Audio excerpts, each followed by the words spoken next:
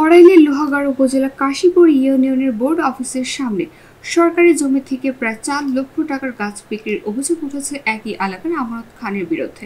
শুক্রবার 5 সেপ্টেম্বর গাছ ব্যাপারীর কাছে 4 লক্ষ টাকা অবৈধভাবে সরকারি গাছ বিক্রি করে।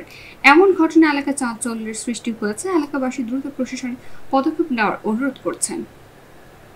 হ্যাঁ, আমি মহিলাকে বলছি এবং যে ক্রেতা ওনাকেও পাইছি, ওনারও বলে আসছি সমস্যা আপনাদের সঙ্গে দেখা করে তারপরে ফয়সালা করে তারপরে করবেন।